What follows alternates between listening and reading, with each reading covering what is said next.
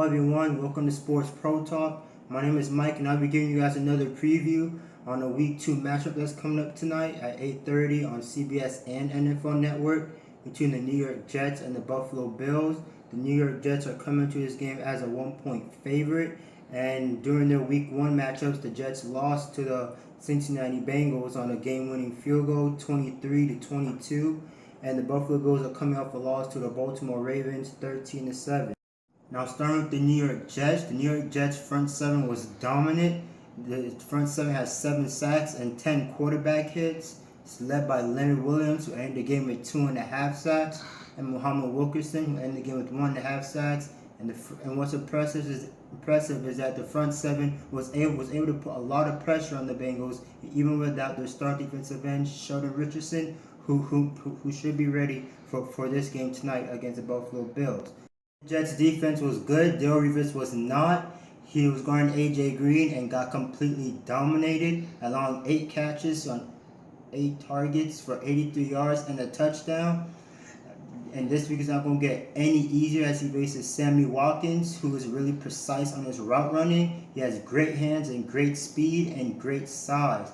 The New York Jets should give Dale Rivas some safety help because he's not the same as he was a few years ago.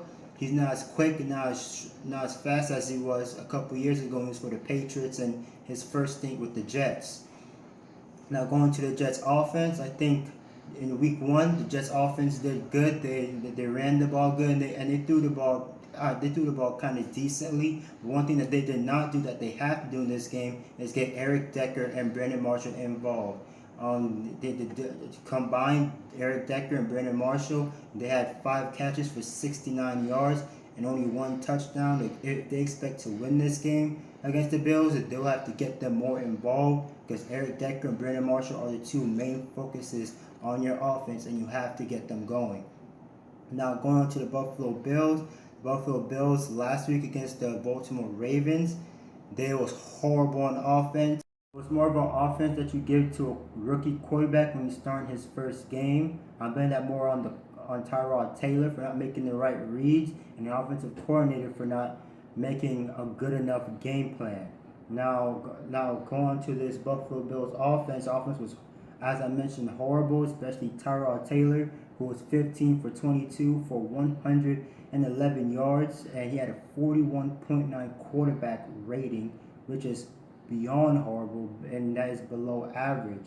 The Buffalo Bills couldn't really do anything on offense. They couldn't pass and they couldn't run, and they couldn't pass or they couldn't run the ball, and that was against a suspect Baltimore Ravens defense. And this week they're playing a really good and stout New York Jets defense. Expect that to be even tougher. Now going on to the injuries for the New York Jets. The Jets have 2 linebackers, Bruce Carter and David Harris, who is nursing shoulder injuries, and Muhammad Wilkerson, who is nursing a toe and ankle injury, but all of them are expected to play. The only player who is out for the Buffalo Bills is their tackle, Cordy Glenn. And they have a young player, 3rd-year pro out of Alabama, Cyrus Kanduju. He had 2 starts last year, and those are his only starts for his last 3 years that he's been in the league. And their key questionable players are Charles Clay and Sammy Watkins, but both of them are going to be able to play. Now my keys to the game for both teams, starting for New York Jets, is for the Jets to have better secondary play, more especially for Dale Rivas, because he's going to be guarding obviously the best receiver on the field and who has the potential to be one of the best receivers in the league, and Sammy Watkins. But I expect the New York Jets to give Rivas some safety help with that. And also on the offensive side, they need to get Eric Decker and Brandon Marshall the ball more. Between them, they only had 5 catches for 69 yards and a touchdown against this Buffalo Bills corners. The corners are decent, but Decker and Marshall should be able to take control of their matchups. And for the Buffalo Bills needs to stop the run.